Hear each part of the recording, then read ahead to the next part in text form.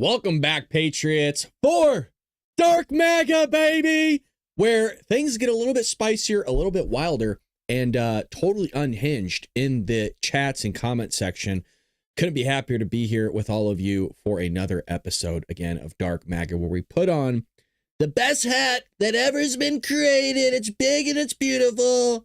It only speaks truth and the freedom of speech. The Dark MAGA hat, folks. Now, if you haven't heard the breaking news here, World War III is on the verge. Now, you see people throwing this language out all the time. You're like, people have been saying this, we're in Cold War. Things have been happening all left and right. Da-di-da-da-da. Things are fine. No, they're not. No, they're not. Not with tweets. Not with tweets I'm about to show you. Russia is now the ones that are threatening World War III.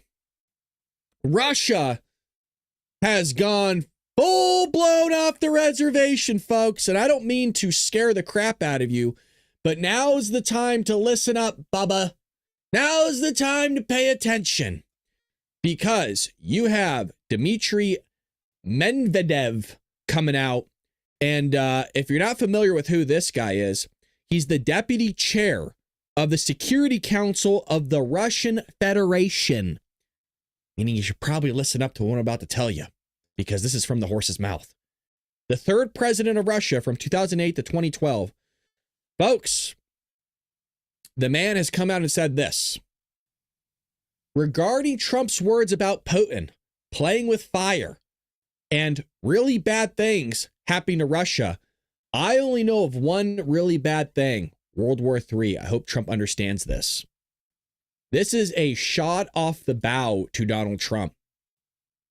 Things aren't going well, folks.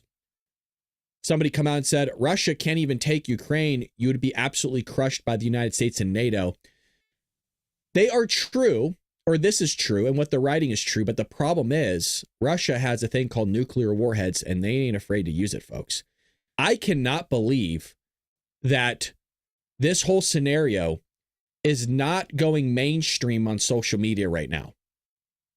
This is wild that nobody's talking about this. There's some people, and we'll get to it. Trust me, we got a lot of video for you today, folks. A lot of video, so buckle up. Like I said, Dark MAGA is different than our normal programming. We're going to watch a lot of long-form video because it's not just Russia right now in dealing with their debacle. We also have China and Taiwan debacle taking place. Is it both just a matter of time before things just slip out of Donald Trump's grasp and out of his hold? And, well, you got this coming out. Trump eyes stinging Russia sanctions. This bipartisan proposal could bring the pain and also piss Putin off more. Again, it is tough dealing with a crazy person. It is tough dealing with an individual that has no dignity and no respect for human life. President Donald Trump signaled over the weekend that he is seriously weighing tougher sanctions on Russia. I say throw them in now. Look, they don't care. Russia had a ceasefire for a short time. During negotiations, launched the biggest strike on Ukraine and Kiev, killing people since the beginning of the war. During negotiations, you can't negotiate with psychos, unfortunately. I say throw in the sanctions now, screw them. They had an opportunity, they didn't want to take it. Tougher sanctions on Russia over its years-long war against Ukraine. A potential move backed by a bipartisan Senate supermajority eager to force Moscow's hand as peace negotiations falter. The entire world needs to turn their back on Russia immediately. Stop all trade, stop everything from going into Russia, and choke them out. In a Sunday exchange with reporters, Trump said he is absolutely considering new sanctions on Russia. Hours later, he blasted Russian President Vladimir Putin on social media, calling him crazy for needlessly killing a lot of people. With continued fighting between soldiers, as well as missile and drone strikes on Ukrainian cities. I've always said that he wants all of Ukraine, not just a piece of it, and maybe that's proving to be right. But if he does, it will lead to the downfall of Russia. Things are spiraling out of control, folks, and it's not looking good. Oh, it's not. And I'm not asking for military men to be going into Ukraine and helping them out. The European Union needs to step up big time right now because things are getting out of hand. Really out of hand. The rebuke stretched into Tuesday with Trump warning that Putin is playing with fire and claiming that really bad things would have already struck Russia without his restraint. There might be some truth to that. A coalition of 81 senators led by Senator Lindsey Graham and Richard Blumenthal, again, Democrats and Republicans are being unified with this, have rallied behind a bill to slam Russia with fresh sanctions if Moscow refuses genuine peace talks with Ukraine or launches new attacks threatening Ukraine's sovereignty post-agreement. If you're just joining us, again, we have news that came out here. Well, that's not the news, 9/11. We have news that Dmitry Medvedev, regarding Trump's words, he said, and talking World War III right now, folks, things are not going well. And I'm not trying to be an alarmist here. I just want to bring you into reality of what's going on around the world. The legislation also proposes a 500% tariff on goods from nations buying Russian oil, gas, uranium, and other commodities. Folks, again, this legislation is both Republicans and Democrats being unified right now. I mean, stuff's about to hit the fan. And what this is going to do is just piss the guy off more. When you got a crazy person running Russia, they just get more crazy. They don't tame down. I could be wrong, and look, I hope I am wrong. Oh boy, do I hope I am wrong. But Putin is the individual to where there's only escalation. There is no de-escalation in this guy's mind. It ain't going to go well. If he could have been talked down, he would have already been talked down already. While we yearn for peace, it is increasingly clear to us, and as a supermajority of the Senate, that Putin is playing games, Graham and Blumenthal declared in a joint statement last week. The United States Senate stands ready to act if these games continue. Now, what does that mean? Does that mean supplying more munitions as well to Ukraine? I'm not so sure that's a good idea. The Daily Wire previously reported that after a 2-hour call with Putin last week, Trump declared that peace talks between Russia and Ukraine would immediately start, only for the Kremlin to deny any such plans. A week prior, Putin snubbed scheduled talks with Ukrainian President Vladimir Zelensky. This is very reminiscent of the moves that China has done to the United States in the past, not when it comes to invading a country, but specifically when it comes to negotiations and also talks between two parties, is they will delay it and nothing really ever gets resolved by the end of a president's term. They just keep kicking the can down the road. Now, somebody that has come out and spoke about this is Tim Pool. He had quite the lengthy video out today, about 30-something minutes. Now, we're not going to go the full 30 minutes, but he has talked about AI apocalypse, fertility, and the end of MAGA. He did have a video out. Let me see, and forgive me if I can find it here.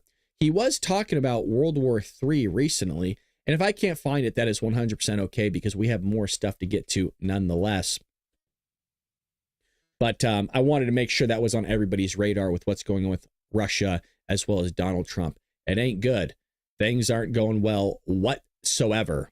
Let me see if I can find it in the news for all of you. Again, I apologize for the delay here, but this is what is currently happening with Russia and Ukraine as well as the United States. So here is at least a clip from CNN. Whether you like CNN or not, it's still a clip that gets the news out. Here we go. Between the U.S., Russia, and Ukraine after President Trump called Russian President Vladimir Putin, quote, absolutely crazy for his latest actions in the war on Ukraine. That comment coming after Moscow has launched 3 straight nights of drone strikes, the largest aerial assault so far of the 3-year war. At least 12 people have been killed. Trump posting that Putin is needlessly killing a lot of people and warning that if he tries to conquer all of Ukraine, it will lead to Russia's downfall. The Kremlin firing back this morning, accusing Trump of, quote, emotional overload. But Trump also had some criticism for Ukrainian president after Volodymyr Zelensky accused the U.S. of silence following this weekend's attacks. Trump said that, quote, everything's out of Zelensky's mouth causes problems. I don't like it, and it better stop, he said. CNN's Kevin Liptak joins me now from the White House. We are seeing a major shift in tone from President Trump when it comes to Putin, but a very similar tone when it comes to Zelensky. Tell us more about what you're learning. Yeah, and these comments about Putin, I think, are very significant for a president who, more often than not, is offering a conciliatory message towards the Russian president. These comments really stood out, and I think the timing here is quite notable. You know, it was only 1 week ago that President Trump and President Putin spoke on the telephone. Afterwards, the president essentially taking Putin at his word that he's still interested in a peace agreement, despite Putin maintaining all of these maximalist demands to end the war. Now the president adopting quite a harsh tone towards the leader in Moscow. Listen to what the president said. I'm not happy with what Putin's doing. He's killing a lot of people, and I don't know what the hell happened to Putin. I've known him a long time, always gotten along with him, but he's sending rockets into cities and killing people, and I don't like it at all, okay? We're in the middle of talking, and he's shooting rockets into Kiev and other cities. I don't like it at all. Now, this notion that Putin has changed somehow, that the man that Trump is dealing with today is not the same man he was dealing with in his first term, is something that European leaders have been warning Trump about really for months, but so long he hadn't necessarily been internalizing that point of view. Now, I think the question is how Trump moves forward. You know, there is not a lot of evidence that Putin really cares what Trump or any other world leader thinks or is saying about him. The question is all about action. Does, for example, the president apply new sanctions on Russia? He said yesterday that absolutely he was willing to do that, but he has also been saying for months that this is on the table, but so far he's stopped short of putting any new measures onto Moscow. There's also a question of what's left to sanction in Russia that could potentially have any effect on this war. There's also a question of whether President Trump will send new military assistance to Ukraine. You know, he has not approved any new military assistance packages to Ukraine since taking office. He hasn't spent the roughly $4 billion that remains of what Congress has authorized. Based on his comments yesterday about Zelensky, it's not clear that he's willing to go that route. Or this third option, which I think is perhaps more likely based on what the president's saying, does he continue to try and absolve himself of any responsibility for trying to end this conflict? He did suggest after that phone call with Putin that it would be up to Putin and Zelensky to come up with any solution. And he said last night that this is a war that is Zelensky, Putin's, and Biden's wars, not Trump's, and that he was only helping to put out the big and ugly fires. Sarah.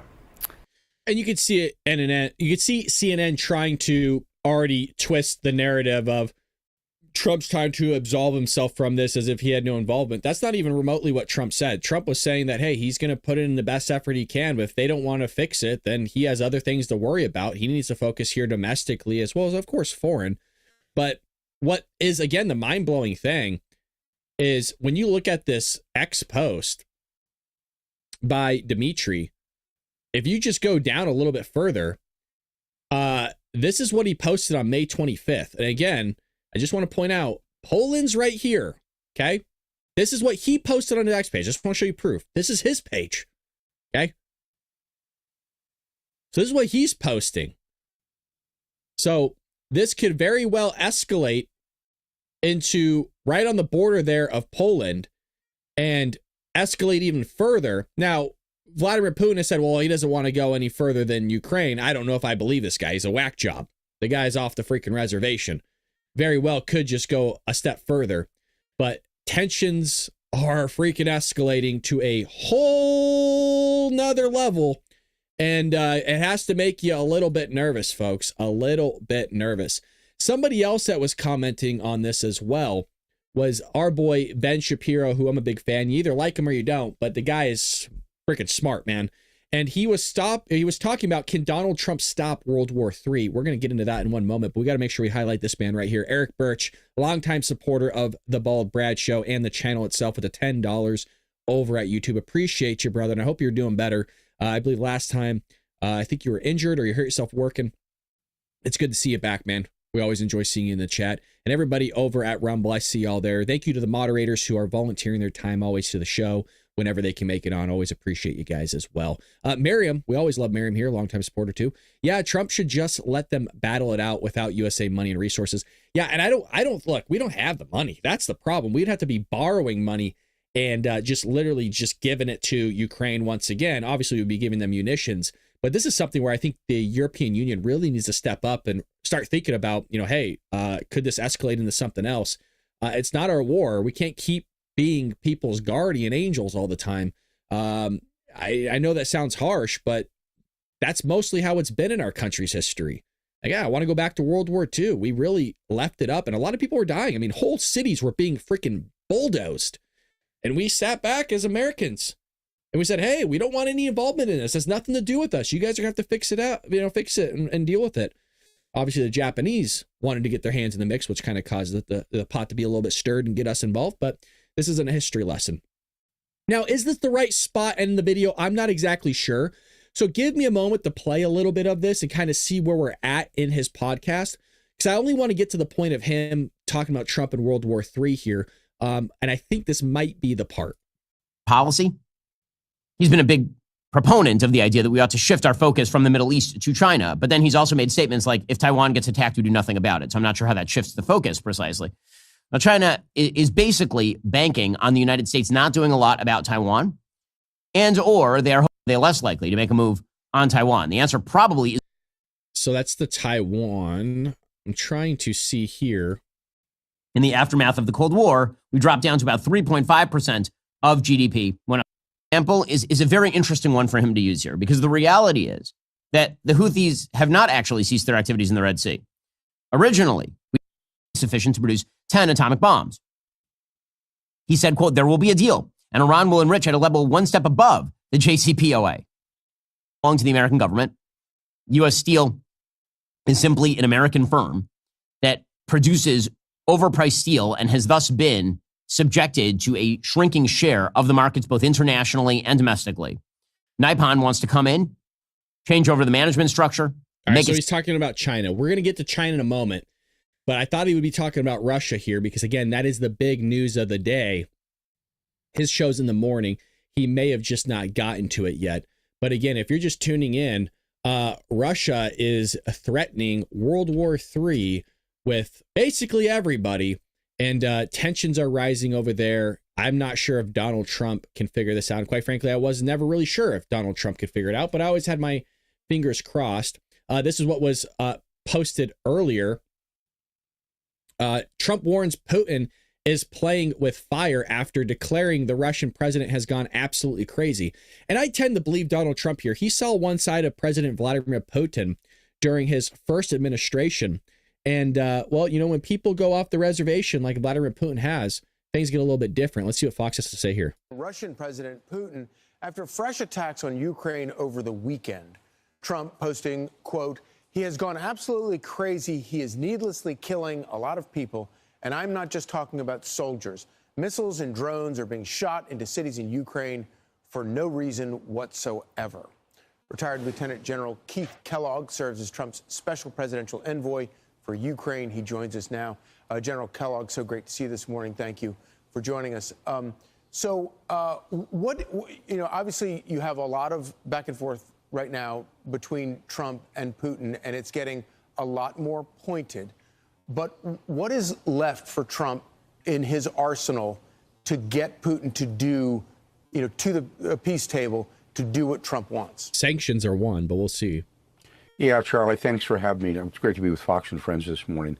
Look, he's doing a lot. And his frustration is understandable, because what's happened when you attack cities like that and indiscriminately kill women and children through missile attacks or drone attacks, that's a clear violation of the 1977 Geneva Protocol, which is designed to prevent that. Of course, the Geneva Convention that's the rules on warfare, and that was added onto it. And the Russians have signed up to that. The United States has signed up to it, and the Ukrainians have signed up to it as well. And that is to prevent that indiscriminate killing that you've seen over the weekend, women and children. Let's give full credit to President Trump. He's done more in 120 days than the previous administration did in 1,200 days. And we've had meetings on trying to bring peace to the region in Jeddah, in Riyadh, in Paris, and in London, and then recently in Istanbul, to try to bring the parties together for them to come up with a plan to go forward and to bring peace. And we've got the Ukrainians in a position where we believe that this is what they want. And we have a 22-point plan that we brought back out of London that kind of outlines where we want to go. And frankly, we think it's a good plan because neither side really likes it. Well, I think you make progress when both sides don't like it, and it's gone well, Charlie. So we're pretty confident there. And I think when you ask what he needs to do, I think he just needs to keep at it. It's frustrating, I know that. But the only guy that can do this is President Trump. I really believe that. I've said that repeatedly on air. That based on his personality and who he is, he's the one who can bring peace to the region. It's not going to be easy. You know, negotiations are never easy, but there's nowhere this war is going to end through violence, through killing of soldiers on either side. Right. It's going to come down to negotiation. That's where you have to be. Yeah, so although it does sound like the Putin side of things is not in any, it looks like they're not really moving. This is what Putin's spokesman had to say. We're grateful to the Americans and to President Trump personally for their assistance in organizing and launching these negotiation process. Of course, at the same time, this is a very crucial moment, which is associated, of course, with the emotional overload of everyone, absolutely, and with emotional reactions. So that it doesn't really sound to me like the Russian side of things, they're particularly open to trying to get to the bottom of this. They're delaying it. Yeah, Charlie, I think that's the reason you have to continually apply some type of pressure to the Russians to get them to the table. That's where the sanctions need to come in. Make a determination on where they want to be. When President Trump spoke with President Putin a little over a week ago, the Russians said they were going to come up with what they call a memorandum. It's what I call a term sheet. What a term sheet means is, okay, this is how we get to peace. We've got that from the Ukrainian side. We need to get that from the Russian side. And then what you do is you meld them together. You put them together and say, okay, what does this look like? What is not acceptable? What's acceptable? Where can you go to bring it together? And once we do that, once we get their term sheet or memorandum, then we'll put it together, and then there's going to be another meeting, and we believe it'll be probably in Geneva. We would like to have had it in the Vatican, and we were pretty set to do something like that, but the Russians didn't want to go there, to the Vatican. So I think Geneva may be the next stop, and then you eventually go to somewhere where you get all three major leaders of all the parties. You get the president. We'll see if that actually comes about. But again, if you're just joining us right now, there was a big tweet that was sent out today. I reposted it on my X page. If you're not a follower of me, please do so. Welcome to Dark MAGA, by the way, folks. We got a lot of people joining us right now. We do this every single Tuesday, Thursday at 4 p.m. Pacific Standard Time. But make sure you check out our normal podcast, 6 a.m. in the morning. We do an hour-long podcast where we go over a bunch of different news with a lot of patriots. And if you haven't joined us in the chat over at Rumble, you got to come hang out with us because, man, do we have the time of our lives. You're catching a different side of the Bald Brad Show, folks, because this is Dark MAGA, where we put on the Dark MAGA hat. But the tweet here, again, is from Dmitry Medvedev, where if you're not familiar with who he is as an individual, again, he's the deputy chair of the Security Council of the Russian Federation, the third president of Russia, by the way.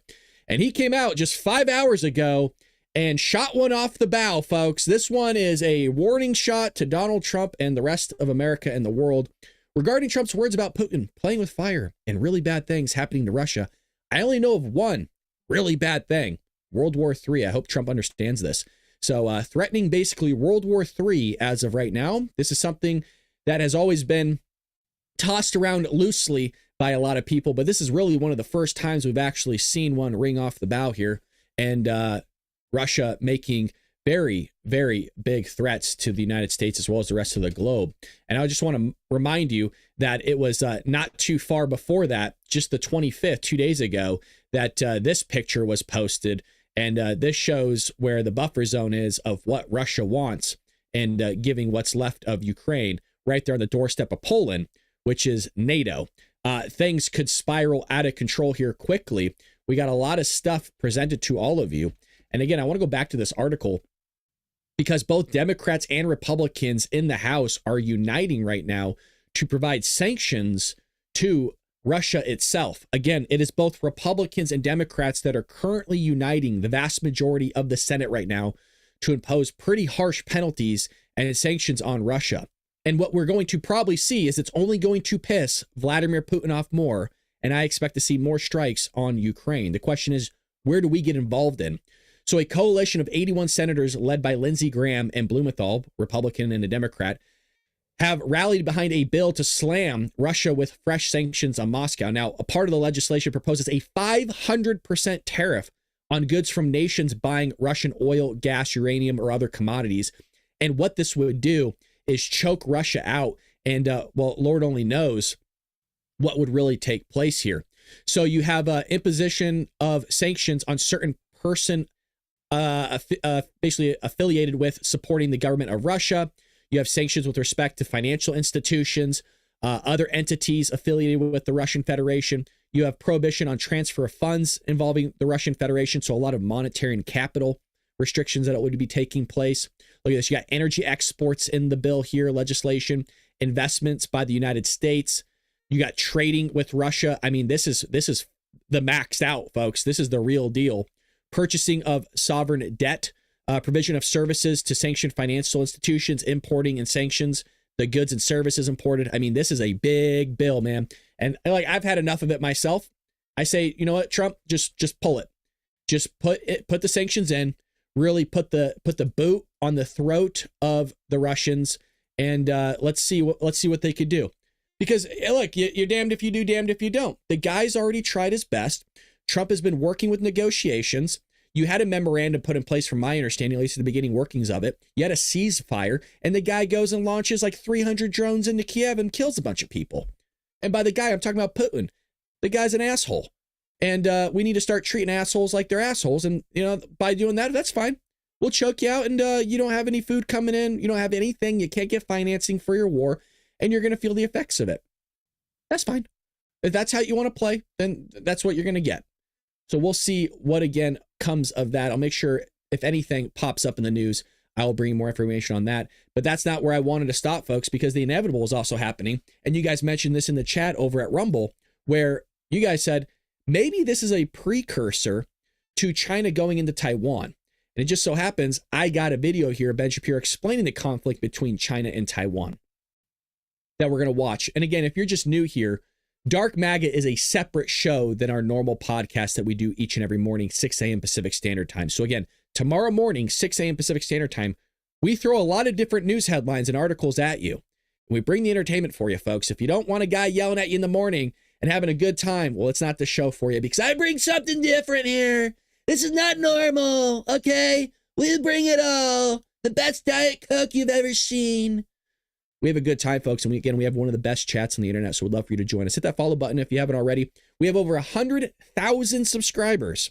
Again, over 100,000 subscribers over at YouTube, and we would love to have over 100,000 over here over at Rumble, where this is our home. This is where we have the freedom of free speech, baby, and we love it here. So, can you imagine Xi looking at what's going on with Russia and Taiwan right now? Russia and Taiwan? What am I doing? Xi is looking at Russia and Ukraine to see if he wants to take Taiwan. And I got to say, why wouldn't you? Who's going to stop you? Who's going to stop you? I mean, nobody, basically. So here's Ben Shapiro, whether you like him or not. I think the guy has a really great take on this. And it's quite lengthy, quite long, but this is exactly what Dark MAGA was built around. Let's roll it. Is obviously banking on the fact that the United States is looking for an off-ramp with China, and they are building up their capacity to invade Taiwan, which of course would be disastrous for the global economy. So right now, China has been withholding from some sort of blockade or attack on Taiwan for quite some time. There are a couple of reasons. One, they're not quite sure what President Trump is going to do if there were some sort of blockade attempted against Taiwan. There's definitely members of the Trump administration who basically would abandon Taiwan to its fate, regardless of the consequences.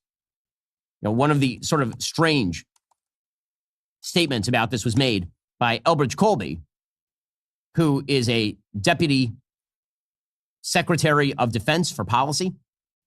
He's been a big proponent of the idea that we ought to shift our focus from the Middle East to China. But then he's also made statements like, if Taiwan gets attacked, we do nothing about it. So I'm not sure how that shifts the focus precisely.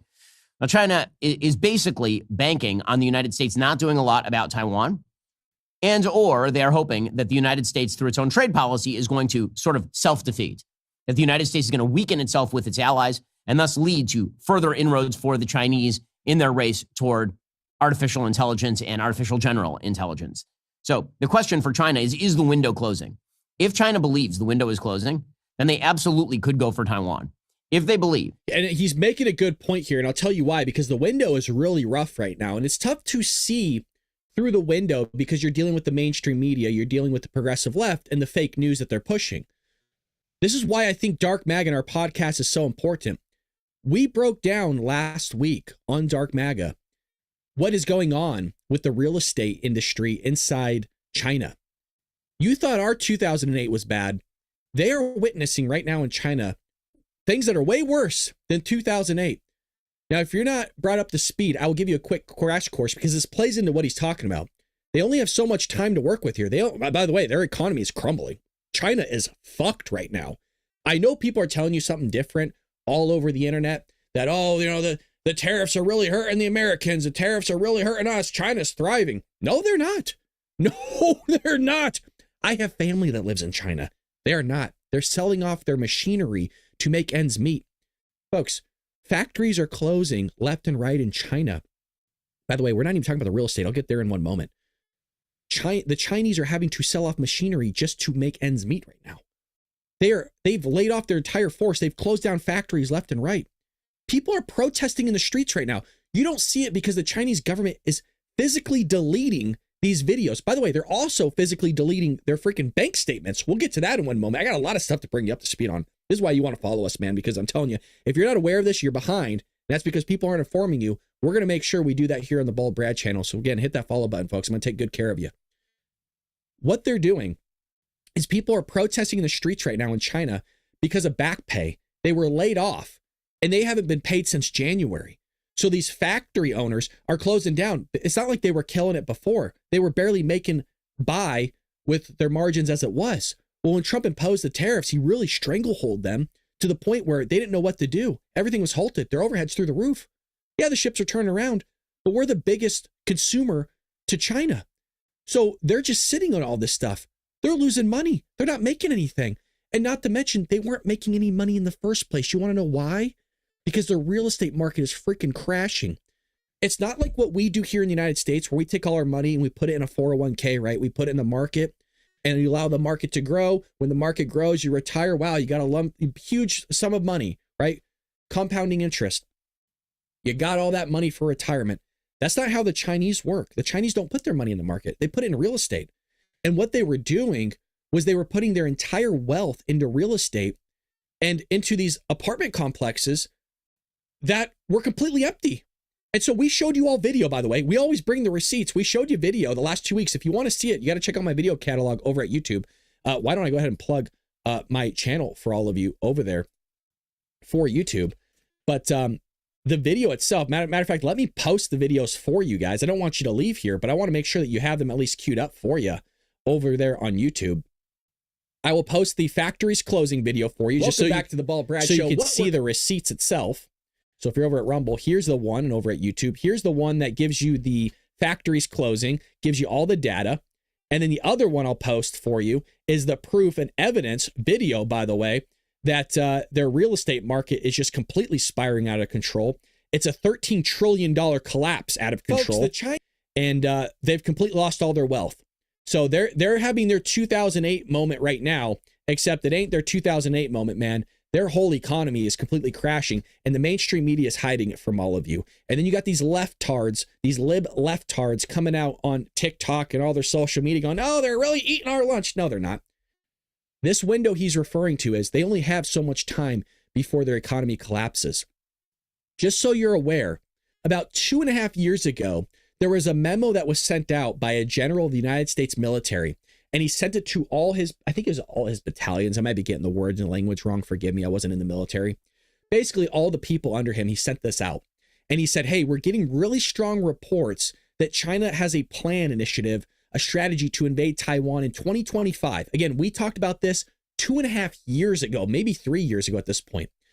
We were so deep on tracking this here on the Bald Brad channel that we actually found and leaked audio that we found through somebody else of the Chinese government talking about which provinces in China they would have to maintain if they were to invade Taiwan, because once those provinces get shut down, well, then that destroys their supply chain. They can't move forward with it. Now, this is something that came out in mainstream media. It wasn't like I had these secret people behind the scenes working for me. It was leaked audio from the government itself. So we've seen the maps of them. We've seen the documents of them talking about this. By the way, that military memo was out in the public, so you can actually find that on the internet yourself for 2025. So the window is closing here in the same way Putin's window is kind of closing for himself, too. He only has so much time. I mean, the guy's going to die off soon. We've heard reports that he wasn't healthy. Hell, there's reports being thrown out, whether it's true or not, that the guy has cancer. Who really knows? The guy's fallen off the reservation. We're going to see what Xi does here with China going into Taiwan. But here's Ben kind of talking about this window, and I don't think he's wrong here, guys. That the United States is weak and will do little. They could absolutely blockade Taiwan, and that would be global economic disaster. Yep. Again, the only reason for China to do that is if they actually believe that their window is closing. They're an aging country. They do have significant debt problems. There you go. Their economy has always been a bit of a paper tiger. And I don't mean here they don't have enormous manufacturing capacity. They do. But there is a vast income divide in China. A huge percentage of the population makes like $150 a month. And those people live out in sort of the rural areas of China. China has done a sort of incredible job of ensuring that its cities are not swelled with these people. They force people to stay in their own areas. And then they artificially boost buying in tier 2 and tier 3 cities. A lot of what we see sort of publicly from China is not exactly what is going on in China. That is correct. It's certainly true that they're sucking in money from the periphery, and then they are using it in a sort of fascistic and mercantilistic push for manufacturing supremacy, and that's particularly true when it comes to artificial intelligence. However, they do have some very serious burgeoning financial problems. Obviously, they have a big real estate problem on their hands. They have a demographic problem on their hands. There are folks like Kenneth Rogoff, who the American economist who teaches at Harvard University, who suggested that actually the Chinese rates of growth are likely to slow sometime in the near future. If that happens, are they more or are they less likely to make a move on Taiwan? The answer probably is more likely to move on Taiwan, which presumably is why, according to the Taiwan News, China has now strengthened its ability to rapidly attack Taiwan. The Chinese Air Force has expanded its combat radius with new fighter jets such as the J-10, J-16, and J-20, which can reach Taiwan from bases deep inside China without the need to refuel, a Taiwanese defense official told the Financial Times. Chinese military aircraft now enter Taiwan's air defense identification zone more than 245 times a month, compared to fewer than 10 times per month 5 years ago. According to Taiwan's Ministry of National Defense, aircraft also cross the Taiwan Strait median line roughly 120 times a month. In the naval domain, a U.S. official says the Chinese Navy and Coast Guard maintain a near constant presence of about a dozen ships near Taiwan. With access to nearby ports, Chinese ships could move into a blockade posture in a matter of hours. And forward deployment of vessels allows for faster coordination of airstrikes. Meanwhile, Chinese leader Xi Jinping has reorganized large army units into smaller ones, including 6 amphibious combined arms brigades along the southeastern coast, according to the Financial Times. U.S. Army War College expert Joshua Arostegui says, quote, this reflects the PLA's renewed emphasis on Taiwan and lays the foundation for actual warfighting capabilities. And of course, Joe Biden left the United States military in the lurch. Yep. The sort of trade posture. By the way, it wasn't just Joe Biden. I mean, when Donald Trump said he was rebuilding the military, he really had to do it after Barack Obama. It was a really known thing that Barack Obama wanted to close down military bases all around the United States, shrink the size and scope of the United States military, which is not a smart thing to do. Remember, Barack Obama was the guy that called ISIS the JV squad, and then ISIS ran roughshod over entire country. So Barack Obama was terrible, not just foreign, but also domestically. The guy let freaking race riots happen all across the United States. Gee, similar to what we saw under the Democrats multiple times in their cities. Barack Obama also gave $1 billion to the Iranian government. Cold hard cash, by the way, untraceable, untrackable. And I think there's an argument to be made that some of those arms or some of that money were to buy munitions and arms sent to foreign terrorists out there in the ether, and maybe could have taken part in the October 7th attack on Israel. Now, that doesn't mean that I'm in support of what's going on there in the Middle East. I'm just bringing you what I think may have took place. This is very reminiscent of what we saw Joe Biden do by giving $10 billion in humanitarian aid, which is fungible money to the Iranians, which once again is supporting terrorism. And then Joe Biden also gave $80 million every week. There was rumors that it was every week, every 2 weeks to the Taliban. So not only did he give $10 billion to the Iranian government, which is known to be the number one supporter of terrorism, the dude gives $40 to $80 million every week to the Taliban. On top of that, has one of the worst pullouts in American history and leaves billions of dollars of military-grade equipment to the Taliban, people that we fought against. I don't know what it is with the Democrat Party supporting terrorism, but it's been like one of their number one initiatives for a long time now, since Barack Obama. Going back to this, Barack Obama closed down military bases. You want to know how I know that? Because I live in Southern California and I live next to military bases. And one of them, both of them, he wanted to close down, ended up not going through. Donald Trump had to come back and rebuild our military. Then Joe Biden sits there and wants to dilapidate it again by allowing men wearing women's skirts into the military with their schlong gooch to their duct tape to their gooch. And we're supposed to follow these men into battle. Are you kidding me? Quote, men? Really? Wearing their freaking wives' underwear as they're working in the military? I don't like that one bit. And that's why the military went soft and a lot of people weren't joining it. Now that you got alpha males back in office, the boys are ready to gear up again because they can get behind something. They don't want to get behind a guy that his booty's showing as he's running the beaches of freaking Normandy, and you have to watch that behind you. Not into it. So Ben's making a great point here nonetheless. Originally taken by the Trump administration during Liberation Day, which is gradually being corrected, alienated a lot of the allies the United States would need to call on. Yep. And there remain open questions about what the United States would do in case of a Chinese move against Taiwan. China's banking on that. There's a lot of push right now. Russia is pushing in Ukraine. They're trying to prey on these sort of isolationist instincts in the Trump administration. They're trying to string along the Trump administration at the same time, upping the military ante. China is obviously banking on the fact that the United States is looking for an off-ramp with China. I do not think that China took, for example, the Trump administration's refusal to actually impose the TikTok ban as a sign of friendship. They took that instead as a sign of weakness, and they are building up their capacity to invade Taiwan, which of course would be disastrous for the global economy because Taiwan produces all the sophisticated semiconductors basically on planet Earth. We'll get to more on this in a moment. First, I always assume that. Again, that is why I wanted to hold out with the CHIPS Act with Joe Biden. People have asked, what is one thing Joey did well? Other than sleep his ass off for the entire 4 years of his administration and eat chocolate chip ice cream like nobody I've seen other, the guy's done those two things well, right? Taking vacation, he's done a great job at 40% plus, almost 50% really. Kicking his feet in the beaches of Delaware, doing absolutely nothing for this country other than destroying it. The guy's CHIP Act may have been good. May have been. I don't know the long-term ramifications of it, but one of the things that is necessary is that we start manufacturing here. And here's the question. In those live debates I've done on TikTok, you got to follow me on TikTok if you haven't already. I do debate these leftards, these libtards, these idiots. I do debate them live every now and then. It's difficult to listen to them, trust me. They think that Joe Biden did well in. But the other portion here is that they don't understand what Donald Trump is really doing. They don't understand the actual evils out there.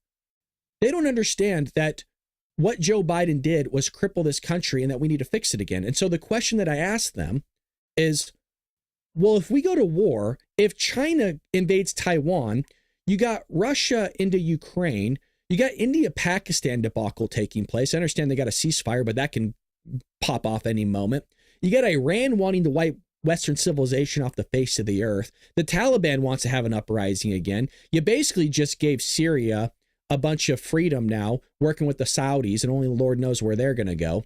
You got all this taking place. My question is, well, if things, if shit hits the fan, who's going to make all our stuff? And you want to know what their answer was? It's our allies. Our allies are going to make it for us. No, they're not. They couldn't even make fucking masks during COVID. They couldn't even make fucking toilet paper. You think they're going to make our military equipment? You think they're going to make all that shit? Yeah. Well, we were giving them stuff. Yeah, because we produced some shit. We forced manufacturers, like actual facilities, to start going into military mode and start producing PP&E. And we had a surplus of it. So yeah, we gave it to our allies. They were struggling giving us stuff. They could barely wipe their own ass. Well, they're going to be there for us. Yeah, sure they are, nut jobs. Sure they are. God, these people's heads are so far up their ass, it's head spinning. I mean, it is far up there, man. You can smell that. You can smell it. Idiots. So we're screwed, basically. My short answer to a short question, I give you a long answer to a short question, is we're screwed. What are we going to do about it? If China invades Taiwan, guess what we're going to do about it? Fucking nothing. Sorry to cuss, but we're not going to do shit. And then meanwhile, the Iranians seem to be openly strengthening their position in negotiations. It's true. They seem to believe that President Trump actually wants some sort of off-ramp with Iran more than Iran wants an off-ramp with the United States. Correct. Which, if true, would be an insane proposition. Totally insane. Iran's skies are open. Iran is an extraordinarily weakened country. Its proxy forces have been devastated by Israel. Its economy is on a razor's edge. The Ayatollahs are unpopular in their own country. Why in the world would the United States be seeking an off-ramp faster than the Iranians?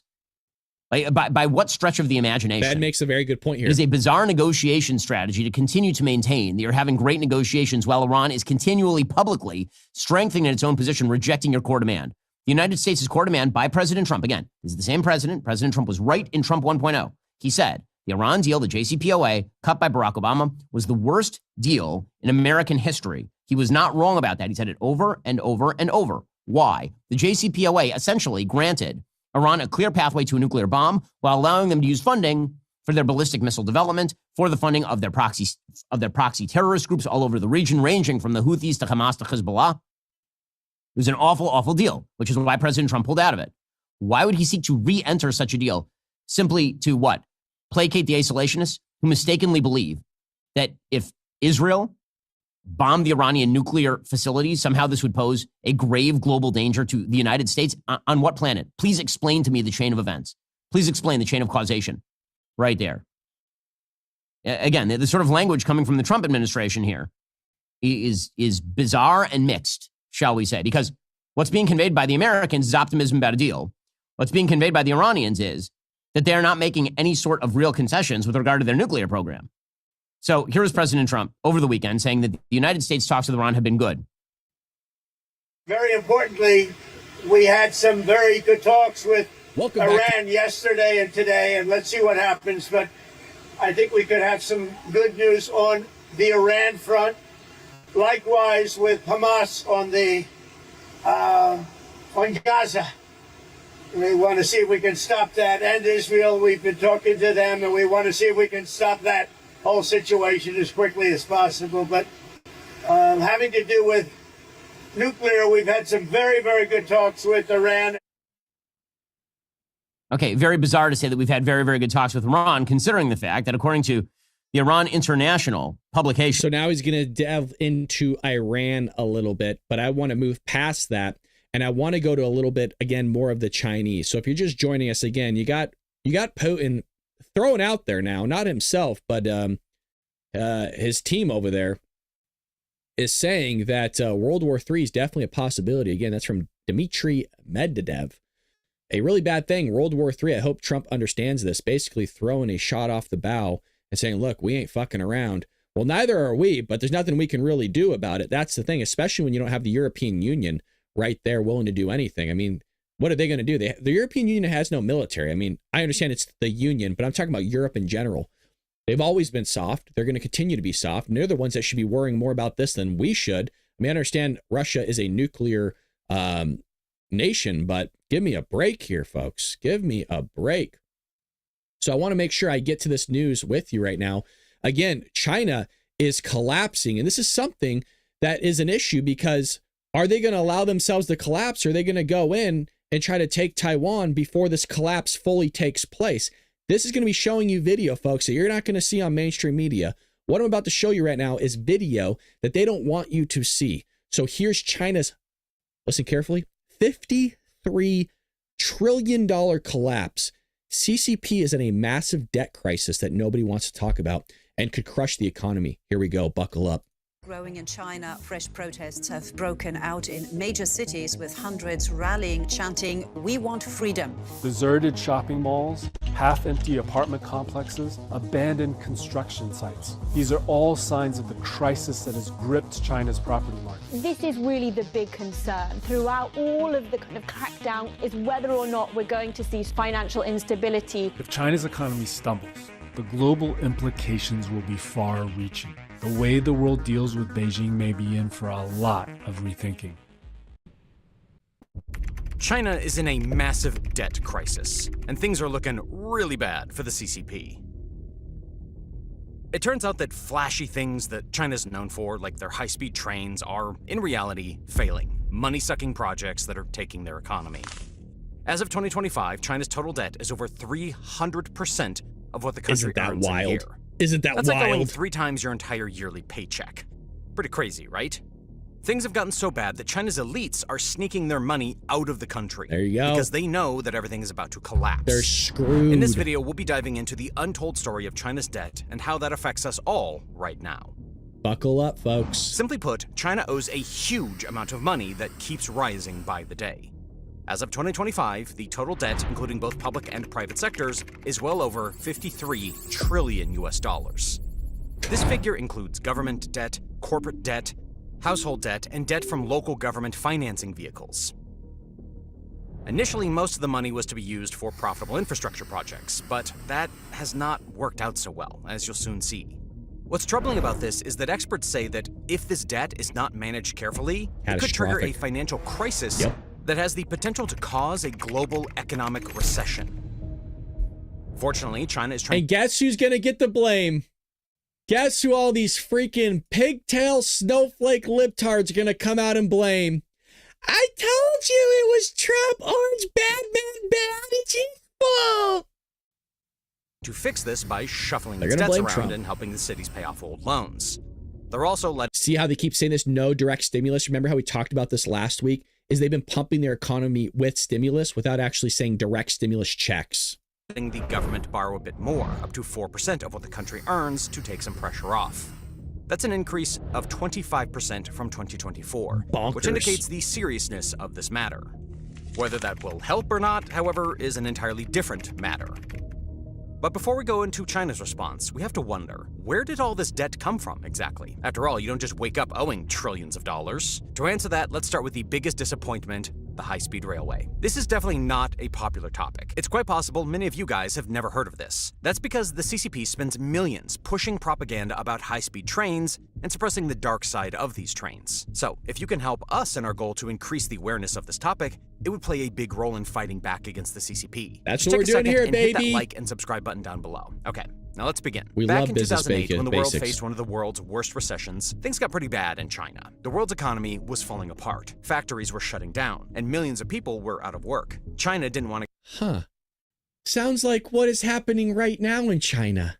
get stuck in a rut, so they decided to build the fanciest train system ever. China's high-speed railway wasn't just about zipping around the country faster.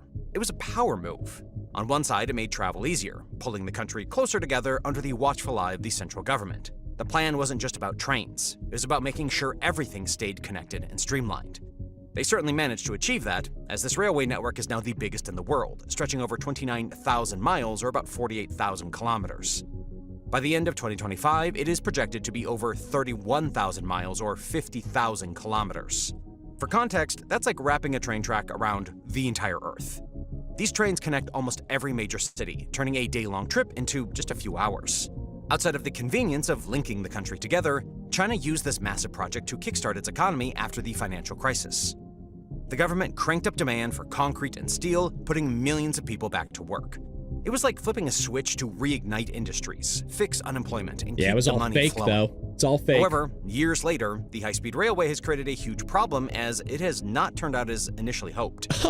Let's walk through every problem step by step. We'll start with the money troubles, which are a massive headache. The biggest issue with China's high-speed rail is the crazy amount of money it owes. Building all of those tracks, shiny new train stations, and sleek trains meant borrowing tons of cash. The true total cost of China's high-speed rail network, including construction, debt, interest, and subsidies, is likely $1.5 to $2.5 trillion, with the potential to reach $3 trillion by 2035. Isn't that crazy? These are crazy costs. While construction costs are relatively low at $17 to $21 million per kilometer, the debt burden is $1 to $1.5 trillion. The problem is, a lot of these train routes don't make enough money to pay for themselves. When people buy tickets, that money is supposed to help cover the costs. But on many of the railway lines, there aren't enough passengers. For example, a train line in Gansu, a less busy part of China, might have trains running with mostly empty seats. The ticket sales don't even cover the electricity to keep the trains moving, let alone the Why would you ever need to leave the city in the first place? huge loans used to build them. This has resulted in ongoing losses of $10 to $20 billion per year for China's railway company. So much for a business venture, right? And this money problem isn't just China Railway's worry. When all this started, cities and provinces helped to pay for these rail lines as an investment. The high-speed rail was supposed to help smaller towns and poorer areas by connecting them to the big cities. The idea was that trains would bring jobs and visitors to places that really needed a boost. But in 2025, it's not really working out that way for everyone. You know who's also trying that? California. Spent $12 billion. Now is going to spend $125 billion on high-speed rail that goes to fucking nowhere. Big cities like Beijing, Shanghai. It's amazing how California, California, does exactly what communist China does. Lock and step. Guangzhou get the most trains at the busiest stations, so they're doing great. But smaller towns sometimes lose out. People and businesses move to the big cities because it's easier to get around, leaving smaller places quieter than before. It's like the Gee, isn't that what I just said? Why would you have to leave in the first place? trains are sucking energy away from these towns instead of helping them grow. Why would you? This has left the local governments in deep trouble too, with debts piling up to trillions of yuan and no income to cover the hefty payments. Because of this underutilization, not only is the railway company losing money, but it has started to slow down on building more networks. In 2021, work on a 270-kilometer line connecting Jinan, the capital of China's East Shandong province, and the city of Zhejiang in the province's south, was suspended. The project had a cost estimate of 130 billion yuan, or $200 billion. I'm sure they too concluded that not only did they not have the I think he meant 20 billion because it said 20 billion in the article. I'm just going to correct him, but I could be wrong. Funds to spend here, but they would likely never recover the money if they did. With China having such huge debts, money management with the local government is a big deal. Failure to manage this debt, as we are seeing from China Railway and these local governments, has the potential to cause trouble for the whole country's economy. Moving on, the train issue and its debt crisis are made worse by the fact that running these high-speed trains is also really expensive. They need special tracks that can handle super fast speeds, high-tech systems, and a ton of electricity. All this makes them about 3 times more costly to run than regular slower trains.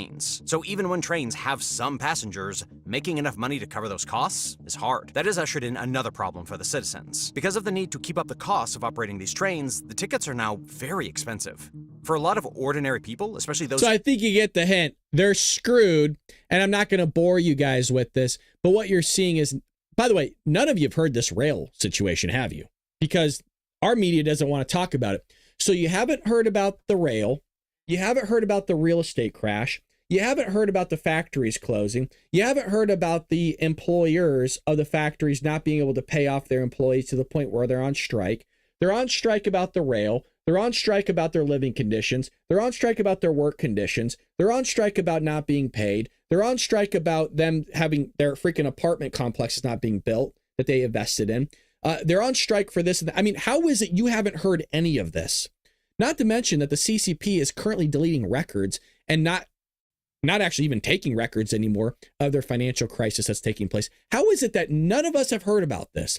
How is it the mainstream media has had their head so far up there, you know what, that the daylight hasn't shone in years and they're coming out paler than I am? How is it possible? Because I firmly believe that the mainstream media is in bed with the CCP. They're a bunch of communists. They don't want the word to get out to the American people. And that's why Business Basics, channels like myself and others, are going to bring you the truth, folks. And like I said, you want to make sure you check out that one about the mortgage. I linked you everything in the chat. If you want to check out my channel, again, it's Bald Brad. It's Bald Brad. We have just throw you my channel right here. We have over 100,000 subscribers. Yes, folks, it says 106,000 subscribers on YouTube. I'm going to link you. We have videos and a whole bunch of goodies for you. We go live on Rumble, X, as well as YouTube each and every morning, 6 a.m. Pacific Standard Time. Subscribe over there. Follow me over here. We'll make sure we bring you the news. We got nothing to hide here. We say that we say what we want. We say what we think. We make sure we bring the truth out to you. And I'm telling you, we got a lot of videos, folks. And, well, yeah. So with that being said, I want to make sure we get into more news here. Speaking of foreign affairs, you got a bunch of people finally saying thank you. Holy Lordy, we've been asking for this for years. People are finally dancing in the dirt. I would say street, but they don't really have those here where I'm about to show you, meaning Gaza. They got dirt, though, and they got a lot of it. They're finally here allegedly saying, thank you, America. How many years? How many years have we been saying, hey, you know what? Why is it nobody says thank you to us ever? Why is it I don't see videos coming out of them kissing the feet of us. Not that they need to do that, but you understand what I mean. And saying, oh, thank you for all the money that you're pouring into our area. Thank you for giving us food to stay alive. Yeah, we never see it.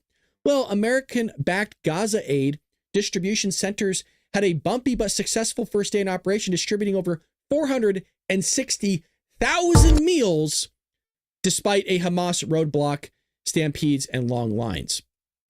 The Gaza Humanitarian Foundation has been tasked with implementing President Donald Trump's aid initiative designed to ensure that humanitarian assistance reaches Gazan civilians while preventing Hamas from seizing supplies. That was one of the big issues that was taking place. Was when nutjob Joe Biden was in office. They were just taking the aid for themselves, and then they were selling off on the black market, all while telling us, well, it's not happening. That's not real. Cheap fakes, deep fakes, like we heard from Karine Jean-Pierre. Not to mention, we just uncovered a story today or yesterday where the British government has been giving aid, air quotes, aid to Hamas. I'm going to say that again because we had a lot of people just tuning into us here, and they're new to the Ball at Brad channel, so they're not familiar with the light that we expose in darkness. The British government has been giving aid for years to Hamas. Let that one sink in. Yes, you've heard that correctly. I know you're like, there's no way. There's no way in hell. This bald guy wearing a MAGA hat is telling me that Barack Obama gave $1 billion plus of cold hard cash to the Iranians when he was in office and he wanted to close down military installations. This bald guy's telling me that Sleepy Joe was giving $40 to $80 million to the Taliban. How is it I've never heard of this before? By the way, we uncovered this years ago. If you follow my show, you're going to be years ahead of the news cycle. It is head spinning. It is so wild that things we talk about in the past have come to fruition. It's a remarkable thing here. If you love Dan Bongino, you're going to love our show. You're damn right I'm plugging this like never before. So here they are saying thank you for aid. It's an unbelievable thing, but we're seeing it. I can't believe it. Now you just got to pretend like you know what they're saying.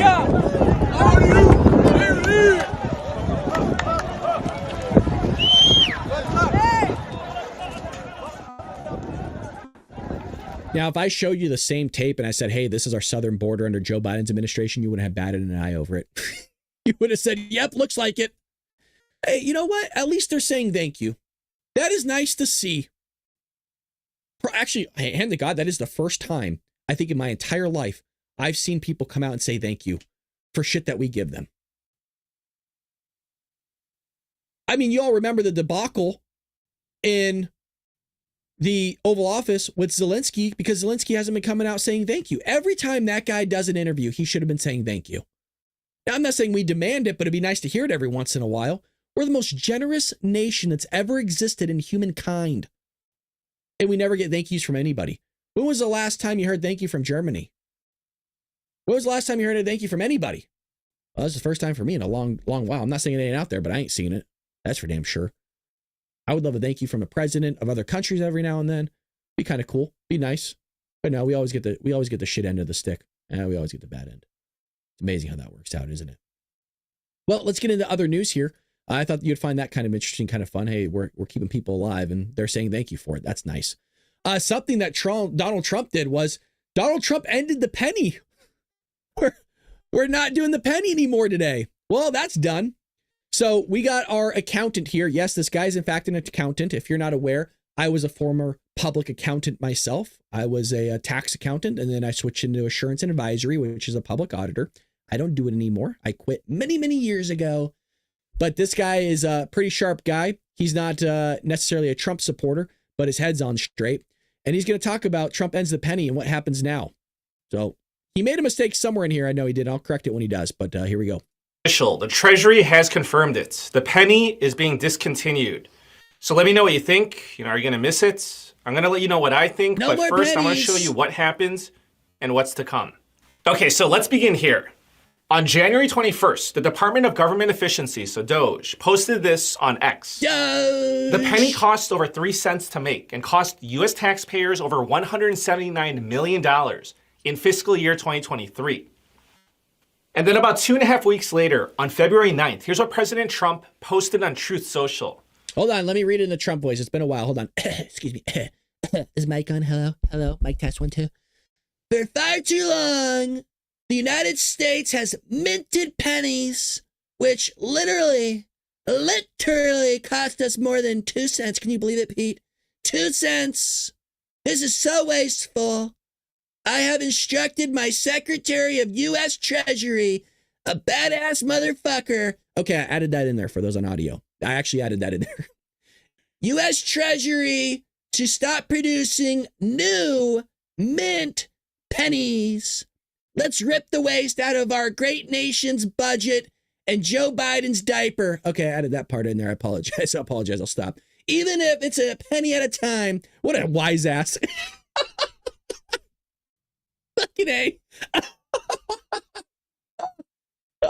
He's such a smart ass. That's why I love Trump. I haven't seen this before, you guys. Again, if you're new here, I don't see a lot of this stuff. You get real-time reactions from me. What a smart ass. Look at this guy. Isn't he great? Let's rip the waste out of the great nation's budget, even if it's a penny at a time. What a pun. You know he sat there and he looked at Caroline before he posted this going, they're going to fucking love it. It's going to kill Caroline. Pete, get in here. Because Pete Hegseth is basically his best friend. Pete, I know you're busy revamping the military, but get your ass in here. I'll swoo you with a Diet Coke. I got the button. You know I do, Pete. This is a teleprompter. Okay, the phone. Pete, I said fucking get in here. Okay, Pete, I want to run this by you. Let me know if this will land. I think it will. Stephen Miller loves it. Okay. No, yes, I talked to Elon. Shut up. I talked to Elon. Let's rip the waste out of our great nation's budget. And this is the part I want you to listen really closely to, Pete. Listen to me. Pete, listen to me. Even if, here's the part. Here is it. A penny at a time. What do you think, Pete? It's going to land. I know it will. I don't care. Boop.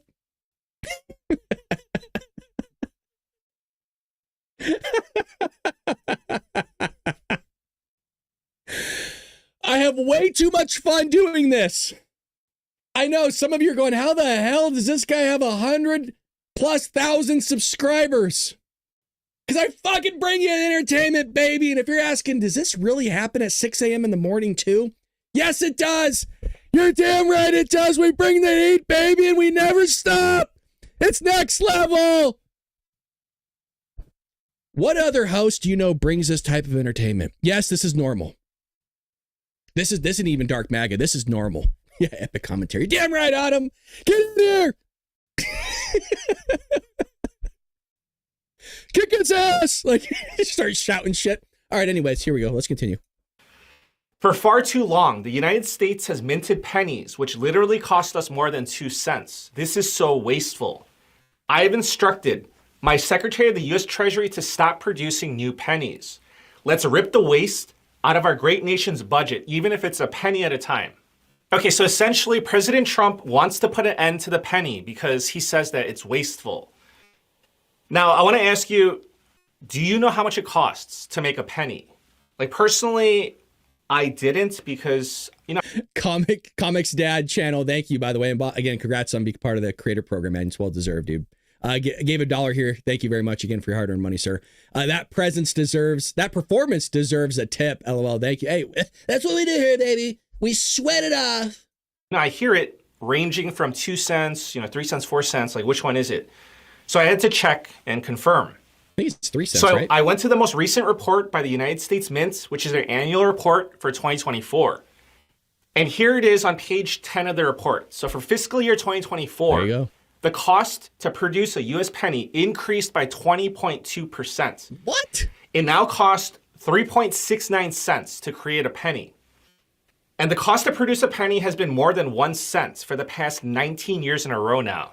Okay, so yes, it is true. The U.S. Mint is spending 3.69 cents to make a penny. So for fiscal year 2024, the U.S. Mint produced 3.2 billion pennies. Okay, I think this is the part that he may have got wrong. Okay, so take this with a grain of salt. I might be wrong myself. I don't think it's 85.3 billion. Again, I don't think the government lost 85.3 billion. I think it's 85.3 million. Again, I could be wrong, but I do think it's million. So again, we just try to be truthful here. I'm not trying to, lie to you guys. This might be accurate, but I think it is supposed to be 85.3 million. But luckily, we got hundreds of people watching this live. And we have a thing called the internet. So maybe somebody could throw it in the chat if it's right or wrong. Here we go. Pennies. So the government lost $85.3 billion. Is it billion, spending 3.69 cents to make 1 cent. Okay, so here's a fun fact. There are approximately 240 billion pennies in circulation in the United States of America. So that's about 720 pennies for every American. Like, I can honestly tell you that I don't have my fair share of pennies. Like, I don't have 720 pennies on me. So probably one of you is holding more than their fair share. About 60% of those pennies in circulation are just sitting in coin jars. And this is according to the Federal Reserve. Now, a good question is revolving around the legality. Can President Trump and Treasury Secretary Scott Bessent do this? Like, do they have the power to make this decision? And the answer is yes. The Treasury Secretary does have the authority to make decisions about coin production. However, Congress could pass legislation to make the penny's discontinuation permanent. But I'll tell you this, the majority of Republicans and Democrats, like this is bipartisan, they're in favor of ending the penny. Legislation has already been drafted and introduced. I think it's million, you guys. I think it's million. I don't think it's 85.3 billion. I'm still sticking to that. Over the past many years. Fight me! And this is just one example, what you're looking at. It's the Make Sense, Not Sense Act that was previously introduced into the Senate. And then you have this one that was introduced into the House of Representatives. It's called the Common Sense Act. So listen, this is really happening. And everybody in their puns. I don't think that there's going to be much of a fight in opposition. Okay, so here's what's going to happen. So what happens next? In May of 2025, the government placed their final order for blank pennies. So that's going to be their last batch of production. So the government's going to stop putting new pennies into circulation by early 2026. And for cash transactions, businesses are expected to round up or down to the nearest 5 cents. Now, I want you to understand that the elimination of the penny, it's not going to be anything new. It's not going to be anything revolutionary. So I want you to know that the United States has eliminated many coins. So I actually went down one of those crazy rabbit holes just looking into this. So for example, the half-cent coin, there was a half-cent coin. It was eliminated. Obviously, inflation made it obsolete. There was actually a 2-cent coin. There was low usage on this one, and it just faded away out of circulation. It's kind of like what happened to the $2 bill or the $half coin. If you ever get one of those in real life, like not requesting it from a bank, then it's like, whoa, like this doesn't happen. Can you imagine the kids nowadays trying to figure out a half-cent coin or a 3-cent coin? These kids can't count. Can you imagine? Oh, fuck. Oh, shit. Show a half. Another half makes a 3. I almost, can you just imagine they can't even count? Oh, God. Bats out here with the $10 over at Rumble, longtime supporter. Okay, but at the grocery, some people just can't round up. There you go. I've been almost making my point. Can you imagine doing half a cent? Been every day type of thing. And there was the 3-cent coin that got eliminated because it just simply caused too much confusion. Like mathematically speaking, because apparently people had more difficulty counting by 3s than by counting by 1s or 2s or 5s or 10s, which makes sense. And there was a 20-cent coin. This also got eliminated because it caused way too much confusion because it was close to the same size and appearance as the quarter. So, I could see how that could be frustrating and worthy of elimination. So there are more coins than this, but we're just going to stop here. I don't want to take you down the entire rabbit hole. So I even checked the prices of these on eBay. And these are, if you actually see these or come across these, they're actually worth something. So if you see like a 3-cent coin at a garage sale or something, don't overlook it. Now, have other countries done this? And the answer is yes. And it's gone just fine. Canada got rid of their penny more than a decade ago. Australia eliminated theirs. New Zealand, they even got rid of their 1, 2, and 5-cent coins. Cash transactions, in those countries, they just round up or down. And digital payments stay exact. So in those countries, again, there are no protests or rebellions or chaos. Okay, so me personally, like, how do I feel about this? Getting rid of the penny. Personally, I'm just being honest. I don't like pennies. My thing is that some pennies are just so disgustingly dirty. Like when I receive pennies as change, yeah, sometimes they look very nice and clean like this. However, most of the time, like, I don't know, maybe I just have bad luck. The pennies that I get as change, they look so disgustingly grimy and dirty. So like, listen, I'm not a germaphobe, but some of them are just so nasty. Like, I don't want to carry them around, and it's just not worth 1 cent to me. And they look like they're infected with Ebola. And honestly, I mean, after inflation made the penny irrelevant, like, what are pennies good for? Like, for me, the only time I go looking for a penny is if I'm in front of like a wishing well or a fountain. Like, I'm just being honest, because that type of situation, throwing away a quarter, and that would just be too much. That would be tragic, because I know the value of money.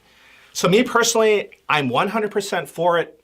Get rid of the penny. Be my guest. Now, another good question is, should we get rid of the nickel as well? Each nickel cost the US mints 13.78 cents to produce in 2024. So that is a loss of $17.7 million last year for taxpayers just from nickels. So the penny costs 3.69 cents. The nickel costs 13.78 cents to produce. The dime costs under 6 cents. So the dime is good, at least for now. And I want to show you this. I think that the nickel will be in jeopardy of discontinuation as well. So this chart shows you how much it costs to produce a penny, nickel, dime, and quarter over time. It's based off the face value of the coin. So as you can see, it still makes sense to produce the dime and the quarter, because the dime costs about 6 cents to make and the quarter costs about 13 cents to make. So those two, at least for now, they're fine. But the nickel, I'm telling you, it's going to start getting some heat very soon in the near future. That's my opinion. So listen, the penny had a good run for more than 230 years, but now, thanks a lot to inflation, the penny just doesn't make any sense to produce anymore. And my opinion is that inflation is just going to get worse. But let me know what you think. Please subscribe. I thank you for the support. We will see, but no more pennies.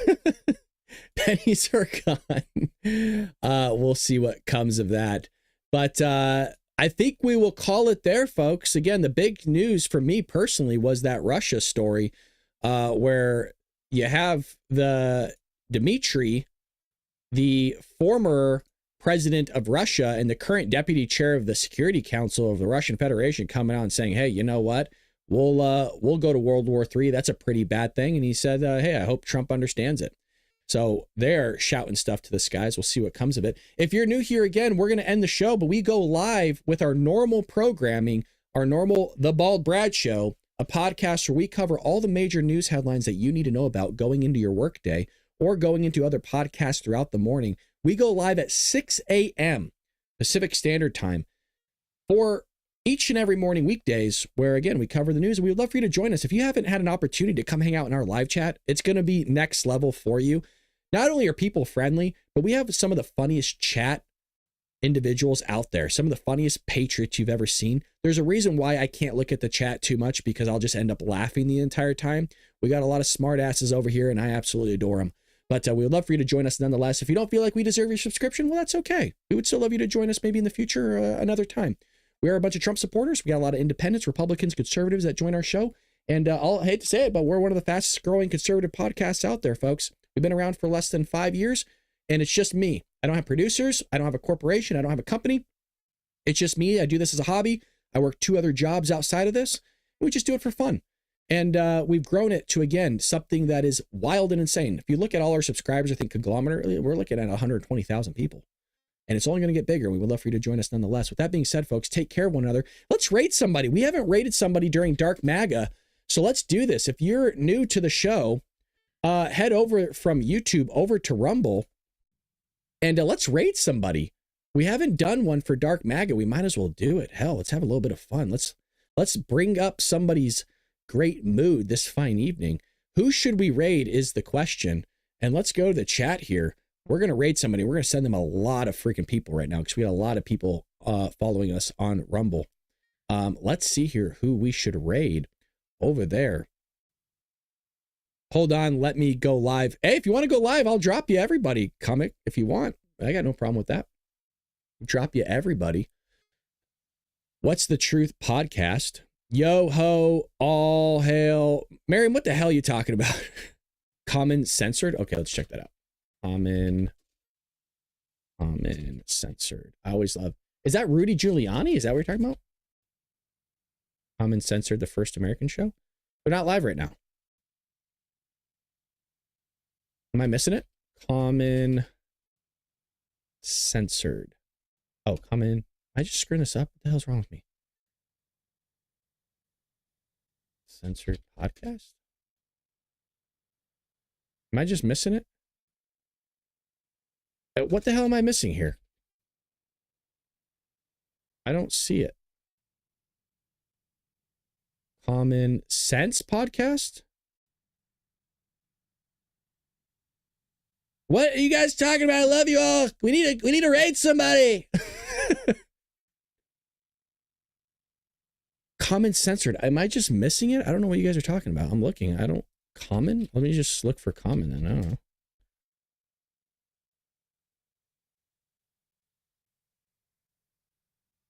I don't know what you guys are talking about. Guess they're not live tonight. Oh, okay. That makes sense. All right. Well, I'm going to pick somebody. You guys are terrible at finding people. Rotella? Who's this guy? Let's see. They're not. Are they live?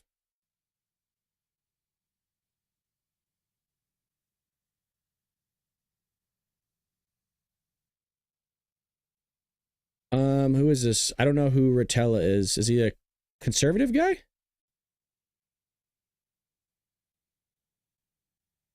Is this the guy? Ladies and gentlemen, the King of England.